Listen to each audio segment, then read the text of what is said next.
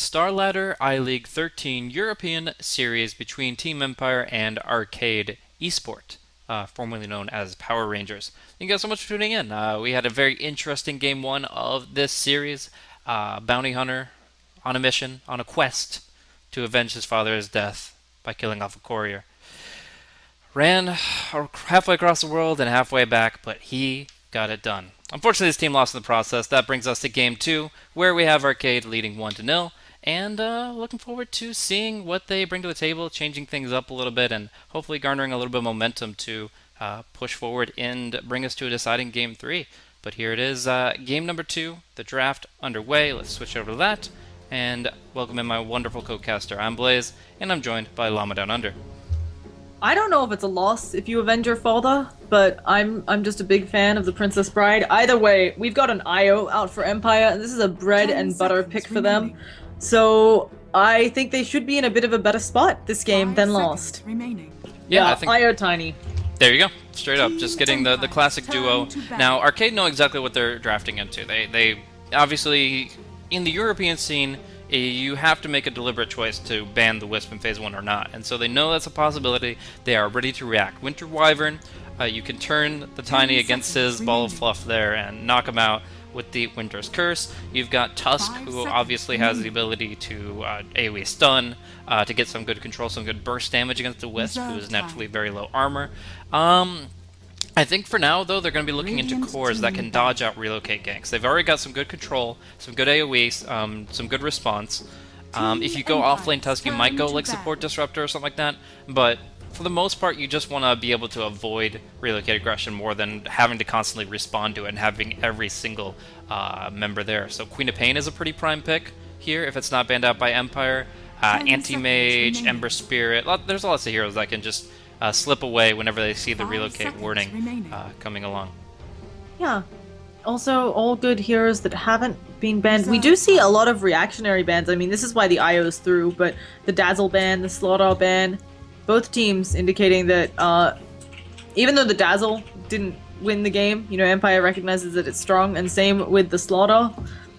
They're just like, no, let's not deal with this on the lineup of Arcade. I keep wanting to call them Power Rangers, but they're taking a really long time on this next ban for Empire, and not quite sure what they're too worried about. Yeah, the Queen of Pain. Just, as you said, trying to make sure that they don't have stuff that counters their lineup. Now,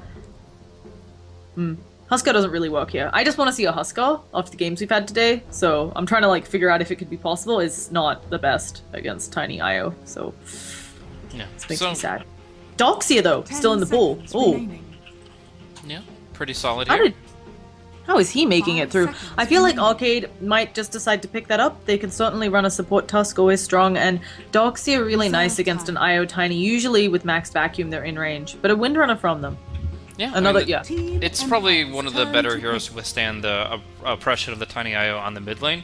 If you go 1v2 against them, you're able to just always use Windrun whenever you're pressed, so that the tethered slow doesn't really factor in. All you have to do is make sure you're out of avalanche range. If you're out of avalanche range, you're safe and sound. So I think that Wind Ranger is a pretty good hero to deal with it. As well as the fact that because they're on the dire side, Empire really can't pull the mid lane as easily. I mean, there's technically a way to do it if you get the Dark Troll Summoner on the Eastern hard spawn, but more importantly, it's unlikely to be frequently stacked when you're controlling runes, and the lane isn't going to be pulled as significantly. So, all in all, I like the Wind Ranger pick. It might force IO Tiny to go safe lane instead of mid. And we're also going to be seeing an unfamiliar face here, the Shadow Demon. I love this hero, still play him. I've played him every patch, so it doesn't really matter. And he gets all these tiny minor buffs, but I'm curious what they actually have in terms of a game plan for making this hero involved. I think it's just to react to the Winter's Curse. The Wyvern, and the Wyvern's always a good counter to Tiny IO, right? Because you just Winter's Curse the IO, and then Tiny kills his IO. I always try to call them Tio or IO, because I'm trying to like say Tiny and IO. But anyway, I like it here for a number of reasons, because you can disrupt the person who's in the Winter's Curse, you can disrupt the person attacking the Winter's Curse unit. Usually better, I think, to disrupt the Winter's Curse unit, because then the person who's meant to be attacking it still has the 70% damage reduction debuff. You can also disrupt if someone shackle shotted, etc, etc. Like, there are a lot of nice things, and it can, of course, set up those kills. They might just run a tri-lane. Normally we see IO Tiny mid, but with a Shadow Demon, you can certainly set up Avalanche toss combos really easily. So they got a lot of options, I think, and I agree with you. I really like this, and I feel like Shadow Demon, a great pick here. Yeah. Another thing is that it dissuades Arcade from going Anti-Mage here. I think Anti-Mage is actually a pretty strong pick, but obviously has the weak point of being up against the Shadow Demon in this case. The Disruption creates illusions that burn his own mana. The Demonic Purge are just generally a problem for him. But they go with the Gyrocopter, and while Demonic Purge is decent against Gyrocopter, it definitely doesn't nullify his presence in the fights, and the Wind Ranger doesn't care at all. Like, you can Demonic Purge her all you want, but she's still going to get all of her damage out. She's probably going to be mobile enough to evade strikes with her Wind Run. And yeah, it's just, overall, I feel like they have to do something special with this. There's a way to stack 2 to 3 camps at once with Shadow Poison. Not sure if that's a priority, but What patch is this? Yep. That is a question. I like Centaur Warrunner as an offlaner against Lich. I've been seeing that quite a bit recently, but actually running it here when you already have number of sources of hard lockdown, the Shackle Shot, the Winter's Curse, perhaps the Tusk, I feel like the Stampede does have a little bit less value. There's of course some potential synergy with the Tiny. Tossing in the Centaur early on gets you the Hoof Stomp, which gets you the Avalanche, but I don't think there's such a thing as a Wisp Tiny Centaur tri-lane, so maybe dual lanes or something. I've seen him used as well, the Centaur, in there's a South American team who did a really innovative draft. They're called Kawaii a while back, and they won a tournament off the back of this. They used the Centaur to help their heroes escape when they were split pushing. Now, you don't need that as much when you've got to relocate in a Tiny already, but it's certainly something where if they're maybe having some trouble against Gyrocopter's cooldown or Tusk is initiating on someone, you can just run them away. And I think when the Slaughter's banned out, it is a good AoE stun. I just don't know how well he'll do in laning without an easy escape. And finally, the Darkseer comes out. I expected Empire to ban him, but they were worried more about the Nature's Prophet. And I'm also really sad to see the Batrider banned. I was hoping Empire would 5th pick that. You combine Stampede with Lasso, and you just straight up kill somebody. Like, they can't, they get pulled so far out of position, so far away from their allies, there's no hope for them. And I love that combo, even though it does take 2 ultimates. It is a very strong combo for picking somebody off. That being said, now we're seeing the Batrider banned out. Empire thinking about what they need to do, because now they're up against a Darkseer, Tusk, probably dual lane, and then the Gyrocopter, Winter Wyvern safe lane, as well as the Ranger mid. All these lanes are hard to contest. Every single one of them has a new form of destruction. I mean, the Darkseer double Ion Shell, snowball on top of somebody, that's a kill. Wind Ranger naturally is just a great hero that's very hard to bring down, and obviously she has her own potential presence if she lands a good shackle. Gyrocopter and Wyvern, they have a lot of magical damage. The Arctic Burn combined with the Rocket Barrage, and even if somebody as tanky as a Centaur doesn't feel safe, I really feel like Arcade's lanes are really strong, and Team Empire have to find some amazing way to make these heroes work together in order to beat that. Now, this is the group stages, and Empire and Arcade both have 1 loss already in these group stages, so a win here is really important, but everybody in this group has 1 loss to Alliance. So it's something where even if... I mean, yeah, never mind. Both teams need this win, or I think they're out, unless you can have the, 1-2-2. I'm not sure, I have to think for a second. But yeah, this is really important, and Empire might put themselves out of stall ladder. I was going to say maybe they're just experimenting, depending on their position in the group. Okay, this makes more sense. It looks like it's a safe lane Centaur carry. He's going to go for a Blink Rush in the safe lane. Clockwork will be played on the off lane. Silent will be running on the Centaur. I like this. I am interested. You had my curiosity, but now no. I'm not sure this. I've seen it before. I don't know how well it's going to work here. We will see. He's going to be up against Darkseer Tusk potentially. That's not a fun lane for anyone. Although they might end up dodging it. Darkseer. Never mind. Darkseer Tusk, I don't know whether the Darkseer would prefer to be against Clock or prefer to be against a Centaur. I think he's kind of okay with either. Yeah, I think the Gyro would not like to be against the Centaur, though, that's for sure. Tron does not want to be anywhere near that mess, because you get disrupted, you will get hit by the Hoof Stomp. Soul Catcher plus Double Edge just sounds so painful to me. So yeah, I would dodge that any opportunity I could on a hero like Gyro. But that being said, I think the Darkseer is going to be pretty happy to contest it, and most likely the Tusk will aid him in that endeavor. We're going to be seeing some early movement here. TP play. It looks like Flo down bottom is trying to be sneaky about his warding, but we already see that RK beat him to the punch, J4 has his Observer Ward in place and knows exactly what the Clockwork's up to. Yeah, we've got early wards placed, both Arcade's wards super early, which is really nice to have out, and IO already doing IO things. When we look at these lineups as they progress later into the game, it's something really interesting where we've seen IO and Tiny win games, where they're like 15,000 gold behind. But certainly, if Windrunner gets good shackles, she's just very able to take over, I think, the game for a point of it. And especially against an IO Tiny, if you shackle them together, which is totally doable, unfortunately, just because of how the two heroes work, especially if Windrunner gets a blink, this game could go south very quickly for Empire, just like the Lost. Top boundary rune going to be under contest here. Ice shards could be a big factor if they could just block them off, but they put 2 inside, and that isolates them away. Arctic Burn hits on 2 heroes, maybe 3, and there's going to be a hoof stomp that gets the boundary rune to Tiny, but at the cost of his life. First blood will be spilled by Cheshire Cat. Silent will slip himself away, but getting the 1-for-1 on the runes, losing the first blood, it's not pretty. Yeah, actually, not a good team fight. Did they get both?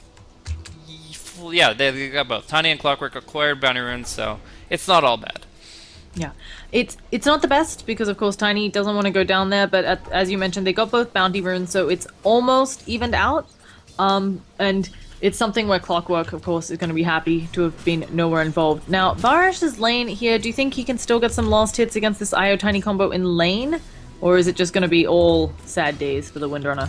Well, unfortunately, he did skill Shackle Shot for that opportunity that he found there on top runes, so that's a little bit frustrating. But all in all, it still, I think, comes down to, now that he has Windrun level 1, it just stay out of range of Tiny's Avalanche. If you stay out of range of Tiny's Avalanche, the toss play shouldn't work against you. The Resolution already testing that out. Toss back all the way to the range creep, and while he will be evading some strikes, he will receive the Tether Slow, and Barrage will be taking some hits here. I don't know if he goes down. It's a very squishy hero, but the Healing Salve under the tower and the Shackle Shot ×2. But still, it is the fall, and that's the catalyst. Just Avalanche range, and that's going to work out. The timing was so perfect on that. So Io was stacking up, Aloha Dance was stacking up the jungle, and just because of when Tiny tossed, Aloha Dance could come back in time to make the slow happen on the tether. Just beautiful play from Empire, and maybe this will be the Empire that strikes back, but either way, up top lane, we do have the Doxia Tusk lane, and Silent, have fun. I don't know how he's going to get any last hits up here.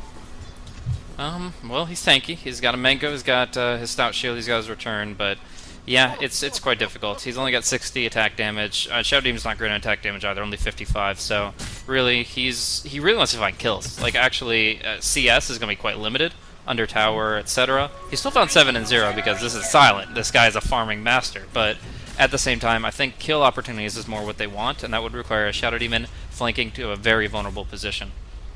Yeah, also early levels they don't have as much trouble dealing with the Ion Shell and so on, but I imagine as this progresses, sure. Also Silent already picked up a point in return, so I imagine now going to start maxing out Double Edge, but he's got options if he wants to.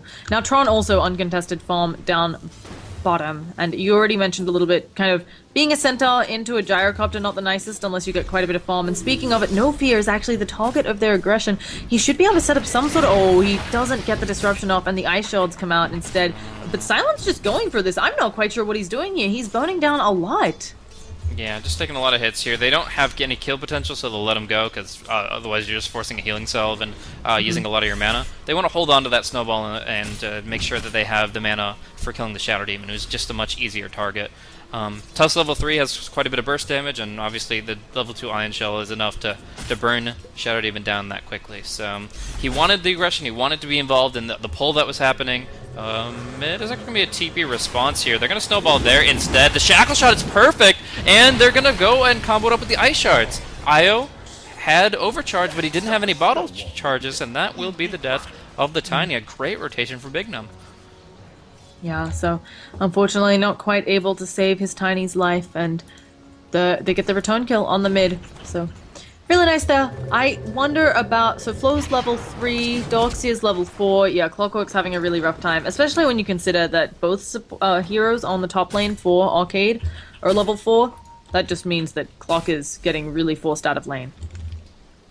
Yeah, having a pretty hard time of it, and Wyvern's been getting some really good pulls on So that's going to be the Wyvern actually equal experience, almost identical Ooh. to that Wyvern. We do see the Avalanche connecting.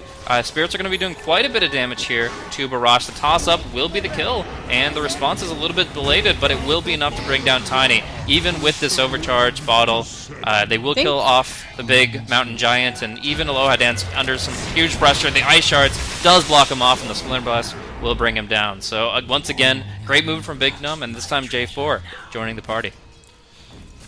Yeah, the rotations by Arcade have really been on point. I don't know whether they're just reading Empire really well, or it's just a case of, I mean, Empire did dive pretty hard there, but either way, they're getting everything they want, and still Centaur, he's getting some farm, but not as much as the Doxia or the Gyrocopter, so Silent's got a lot of work ahead of him. How do you itemize a carry Centaur? I know a long time ago there was like a Manta Centaur build, but I feel like this one is more, you still need the Blink, maybe a Blade Mail? Blade Mail's interesting. I don't think that anybody really has an incentive to attack somebody with so much raw HP anyways, so I would say... But if you can force the Gyro too, since he's a Gyro, you know? Yeah, there's a lot of damage that cannot be controlled, so that's true, but all in all, I still think it's just like go for like Blink Ags, essentially. You can go for a Cloak to mitigate some double edge, but that's really all you need. Oh, got a Snowball and bring Cheshire Cat in. That's such a smart Snowball, but the movement speed of Silent is just enough that they're actually having to now fully disengage. Nice Splinter Blast on the multiple heroes, but there's that toss, Hoof Stomp we were talking about. So, Cheshire Cat body blocked up, Avalanche, and Double Edge brings them down. A really good rotation from the Wisp, allowing Silent to pull them in and for Empire to knock them out. Yeah, and a pretty big rotation, really good on both the Wisp and the Tiny too. The Wisp just walked, the Tiny of course TPing in, so really nice for them. And also this space kind of helping Clockwork in bottom a little bit just because his team's busy getting kills. They rotated the Wyvern to go stack, Clockwork getting a little bit more farm. Or levels, which is more important for him. His early 6 rotation, he's one of the few who you can catch the Windrunner, and it's actually a pain for her, since if you get the cogs off and the battery assault, she can Windrun all she wants. It doesn't help. Yeah, that's very true. I'm curious if the Gyrocopter actually goes for a Manta style, maybe not first item, but second one. There's one, when Centaur was actually really prevalent in the scene, very common counter item to him would be the Manta style. What you would do is just use it right in the middle of the Hoof Stomp animation, and it would actually just net you an easy kill. Some smoke jungling here from Tusk and Darkseer, clearing out the stacks that Io and Tiny were looking for. But yeah, it was huge. It was actually very consistent. The invulnerability frame dodge with Manta versus Hoof Stomp, you would see like 2/3 of the time practice players would be able to counter it out just with that item alone. Along with the stack Jack, they're able to also acquire a Shadow Demon pickoff. So he was just looking to stack the creeps one more time. It's actually pretty big that they got the creep camps there, I feel, because the Io, he's off stacking and everything. You really want level 6, and this Io's making good progress. Actually, if they get this kill, Io's going to be making great progress. If you can get level 6 before 10 minutes in, you're pretty happy as an Io, and one of the ways you do that is you spend so much time stacking that you're expected to leech some experience while Tiny does those stacks, and losing a full stack puts you a bit further behind. Now, this Io, Aloha Dance, has been having a great old time. He's actually got a bunch of kill involvement, so he's got higher levels than most. But it's still really bad to lose the stack. Your opponents get rich, you lose out on gold, everything sucks. And they didn't even get a chunk of that experience, really. That was already gone before they got anywhere nearby. J4 is right on top of Flow here. They're going to get Tron involved as well, but he'll just TP right to his Tier 1 tower. Is that intentional? Right back into the call, down and down he goes.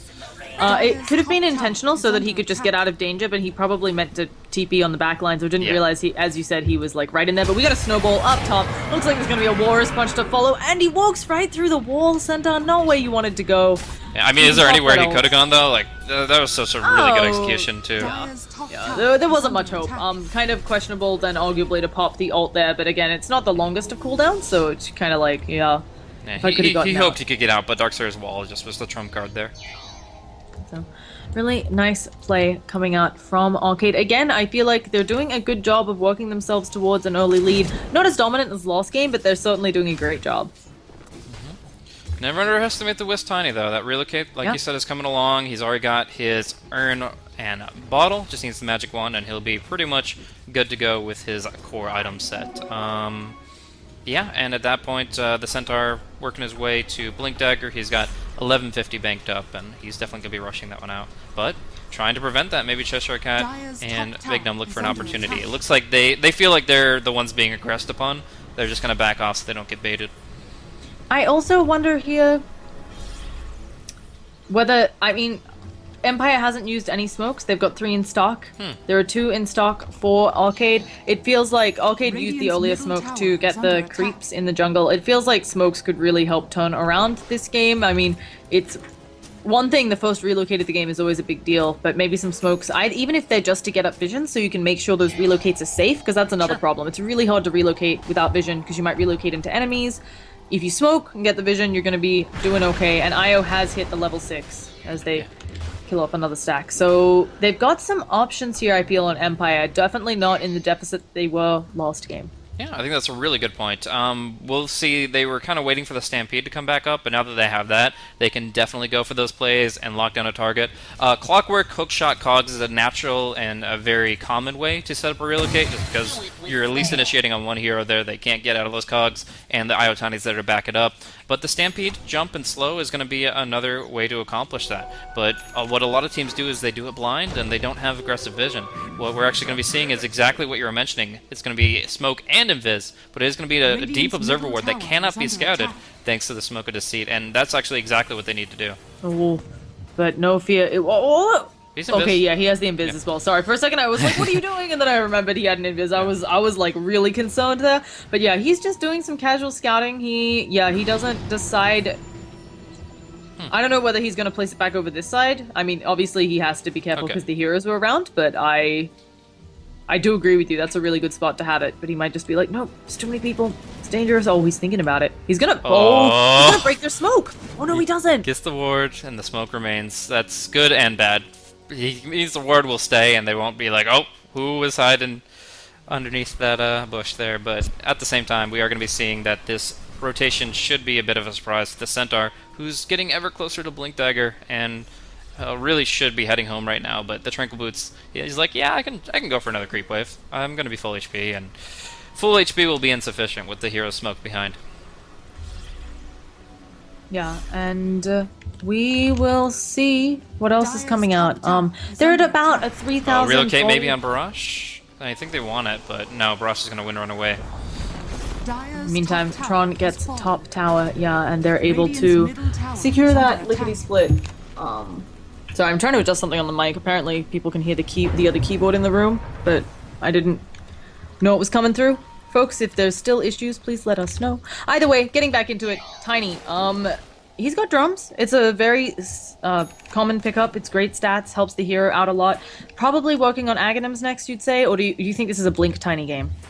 I don't think they need Blink. They have a Clockwork and a Blink Centaur. They're going to be fine on the Blink and the Quick Initiation. We're going to see Relocate here onto the Wyvern, and it will be a quick pick before he can cast the Winter's Curse. Really good resolution. Just to, literally all he does is cast Avalanche on the spot before they're even in that vicinity, before the Relocate even completes, and as soon as he's in range, the Avalanche comes out. So while Wyvern has to target the unit, all Tiny has to do is target the ground. Technically, you can actually counter that by, if you look at the Tiny emit, if like the creep wave sees Tiny, you can technically tell Wyvern to do the exact same thing to the Tiny before he relocates, but it's so difficult to do that in just 2.5 seconds. 100%, and it's, as you said, it's all about quick fingers, and sometimes it comes from the jungle, and you can't do it, whereas Tiny knows where he's relocating. All of those advantages for the Tiny IO combo, so we're seeing them working their way out of this deficit, and I like it. Now, Flo, do you go for the Clockwork, since there is something like the Gyro? Are you Blade Mail Clock, or again, Forced Off, which we've been seeing dominate the day? Yeah, that's actually a close decision. Like, compared to the Centaur, I think Clockwork's going to get a lot more value out of the Blade Mail. He's always going to be caught in that little arena, and somebody's going to want to fight out against him. A Wind Ranger, very commonly, just tries to focus fire down to Clockwork when she gets caught inside cogs, and I could imagine Gyro doing something similar. So I think Clockwork actually could benefit a lot from the Blade Mail, but at the end of the day, if he wants to go Force Staff, I think that creates a lot of value too. Yeah, and I think that... I don't know, I just like the options and the fact that Empire is doing a great job of just slowing down this game. At the same time, Arcade, they are smoked up again, looking for something. Or is it just the Wyvern? No, they have some other people smoked up. Because they definitely have people attacking the tower who are not. And I don't think they're catching anyone here. They're hoping that somebody comes out, you know, the very common, the smoke, the poison scouting. So just gonna have to give up a tier 1. They still have a couple left, so I wouldn't be as worried. Yep, just kind of for right now, what they want is the Clockwork to go and the Relocate to come through, and then the Wyvern to come from the tree line and get that Winter's Curse out. But they're not taking that bait. They'll let a tier 1 fall if they have to, because they know that Arcade is moving S5 essentially. Looks like Barrage is going to come back to the mid lane to defend that, but just all in all, good game sense for both teams, knowing what they want to accomplish, but Empire wins out on the mind games in the end. I still like this ward they're leaving. It's outside the sentry range of the normal ward if you put one up there, but we're actually going to catch No Fear here, hanging out with the Winter Wyvern. That's actually going to be a really interesting ultimate, which won't be saving the Winter Wyvern, but it will be killing the Shadow Demon in the process. He committed suicide there, the Shadow Demon. Is that what it said? Yeah. Yeah, look at the chat log. So that means his illusion killed him. Literally the Shadow Demon illusion, or the Winter Wyvern illusions, killed the Shadow Demon when the Winter's Curse was in effect. Nice. Very interesting mechanic. I haven't seen that one before. I can honestly say I haven't seen the Shadow Demon commit suicide before, but that is unfortunate, and yeah, that is one of the bugs. I mean, I don't know if it's meant to count as suicide. It shouldn't count as suicide. It should count as Wyvern's kill, but... Yeah. It happens the same thing with Rubik as well, where, like, Winter's Curse with Rubik, bunch of broken interactions, Winter's Curse in general. So, fun to see that one. Wyvern probably a bit upset, but it's Dota. Yep. In the end, I wouldn't say it's like the make or break thing. I mean, that's like half a cloak maybe for J4, but nothing crazy. Yeah. So, either way, we've got a blink up on the center and also a nice little ring of health. Do you think this is a Vanguard game? I wasn't expecting something like the Crimson Guard, but it's certainly good against the Illusion's potential coming Crimson out. is actually amazing against both Gyrocopter and Wind Ranger. They both hit a lot of small instances of attacks. Like the Gyrocopter, he doesn't have, early on he doesn't have a lot of attack damage, but he spreads it 5 times over when he's hitting all 5 heroes. So getting the Crimson Guard, blocking all that damage. Oh, could be a good initiation. They're going to go for the Stampede. Tron is fast, but is he fast enough? So you see the Relocate coming through. The Wyvern is just kind of ignored completely as they all go for the Gyrocopter and nearly lose their lives. In fact, the Centaur will fall, and now Shadow Demon is going to be going down without disruption. Now we got 2 seconds on the Relocate. He'll bring back Tiny, but that leaves Flo in the dust, and the Shackle is perfectly lined up to bring him down as well. One more hit from the Splinter Blast, and that's a 3-for-1 with Empire doing the initiating. I think the Gyrocopter just did a marvelous job of dragging that one out. Yeah, really well done. Got a massive amount of damage. Good cooldown. I was going to say, I also think the Crimson Guard, as you said, there's the Gyrocopter Flat Cannon, there's Windrunner, of course, with Focus Fire, and then there are potentially the Illusions coming out from Doxia, all of which are like, yeah, Crimson Guard could be good. But I don't know if it's like first item material. I don't know if maybe Centaur wants a little bit of something in between, but his options are weird this game because I mean, I guess you... Crimson Guard has an amazing build-up. Like, you're building a Vanguard. Like, that's an item that you're like, I don't have to invest too much to buy that. Ring of Health, Vit Booster, Stout Shield. I mean, he's like 600 gold away from the Vanguard, which is the main build-up into the Crimson Guard. I feel like that's a perfectly fine first item. In fact, the earlier the better. Yeah, and I also think that it's better than, I mean, the other potential items I can see here is you can go kind of like the utility centaur with a force staff or something as well, which isn't bad here. You have to get over ice shards, and there's a couple other things where it would be nice to have the force staff just to get in and get out, but I certainly would prefer a tankier item against something like the Gyrocopter and the Windrunner, but such is the dotes. We've got Barrage halfway to his Aghanim Scepter, gonna get a decent timing on that. And it looks like we're sacking the Wyvern this game over the Tusk, which makes sense. Although I was expecting Tusk. Never mind. What I was about to say is dumb. Tusk is going towards the Glimmer Cape. I'm just gonna say that. Maybe. Shadowblade would be decent too. Yeah. He is support though, so I don't know. Often the support Tusks go the Glimmer, and then like the off-lane Tusks go Shadow, but both are great, and you can kind of do very similar things with both. It really hurts your opponent's economy either way. There's a couple of things that I really like about the Shadowblade here. One main thing is the ability to assassinate the Wisp really quickly. You get a burst damage to the Wisp, you kill him before the Tiny can react, and that Tiny is half as powerful as before, easily. So taking that Wisp heal and the overcharge out of the equation is a really big deal, and it probably is their prime objective.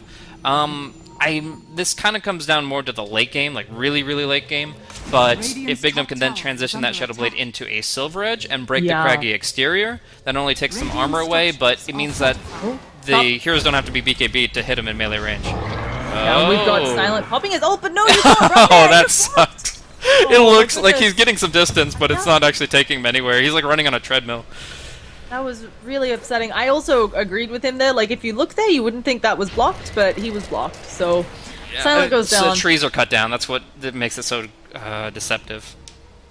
So, really unfortunate for Silent, and he, again, doesn't get to use that ult, I think, in the fashion that he wants to. But, gonna just have to go for it. Now, Shadow Demon, you said you love playing this hero.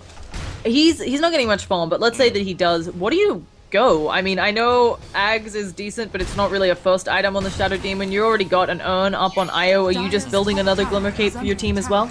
Yeah, I mean, this hero is a lot more invested in his skills than it is in his items. Like, yeah, Eggs is great, all the good utility items, Vlad's, and Force Staff, and Blink, and Ghost Scepter is probably pretty common. Like, you're very frequently up against, like, some core that can just destroy you with physical damage, so you get a Ghost to respond to that.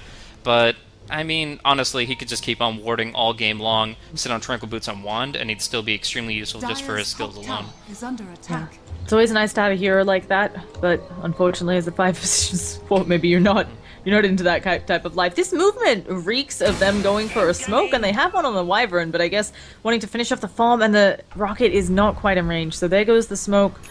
Now, neither lineup has a super easy early Roshan. I guess Tiny can always be involved, but they still need a bit of damage, it feels like, on both.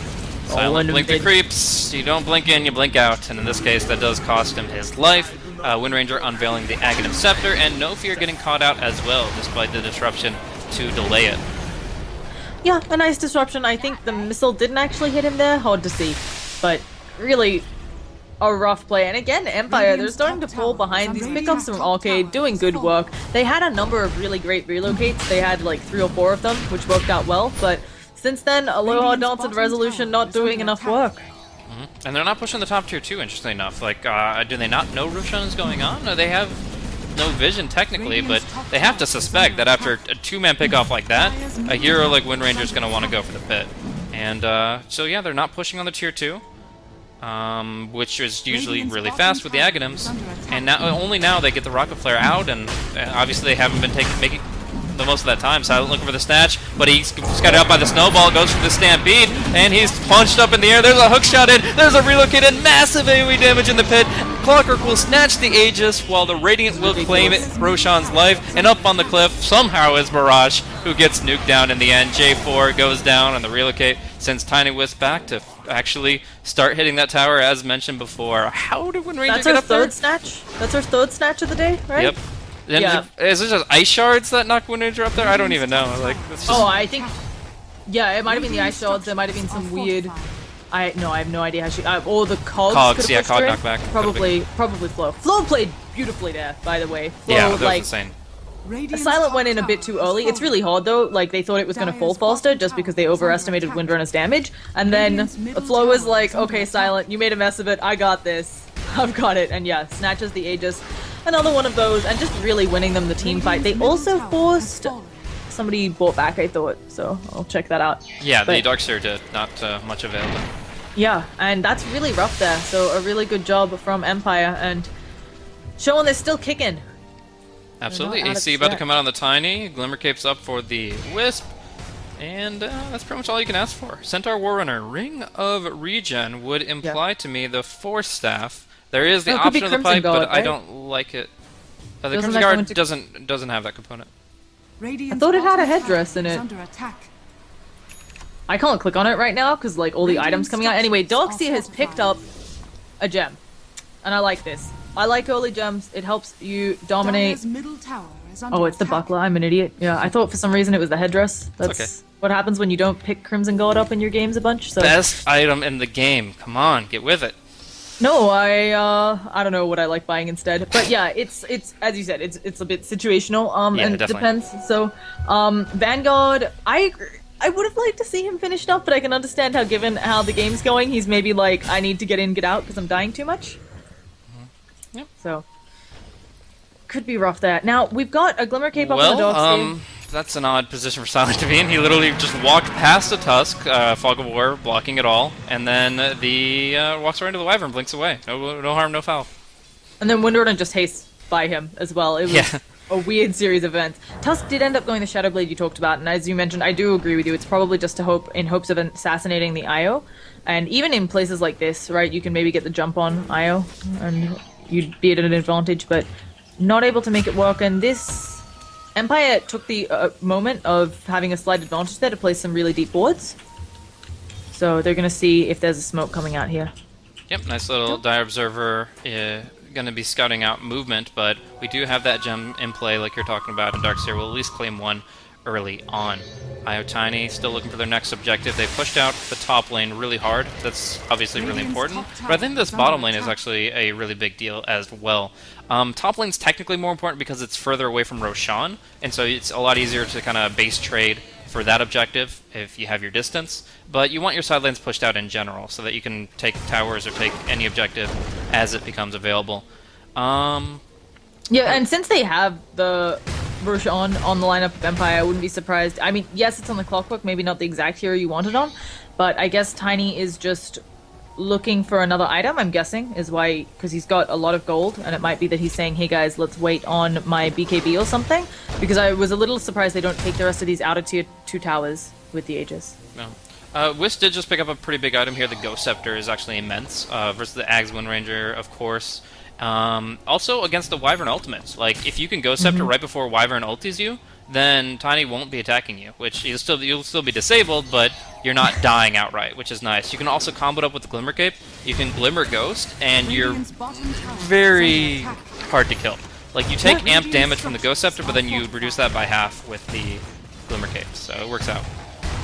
Definitely, and it's really nice, but they're going to have the wraparound player. Is it going to be broken? Oh, we've got Tron, he's coming in. They're all scattered with the rocket. They have to know that there are so many there, and we have the hookshot in at the same time as Tiny is trying to work on Tron, but that's a BKB, and now Flo. He is in the middle of no man's land. He does have that Aegis. Maybe they'll just burn that. It's going to be really close, though. He's going to go down, and that's a good time to burn it. At the same time, we have business on the backlines. Resolution's just hitting creeps. Are they actually going to ignore Flo and just let him go down?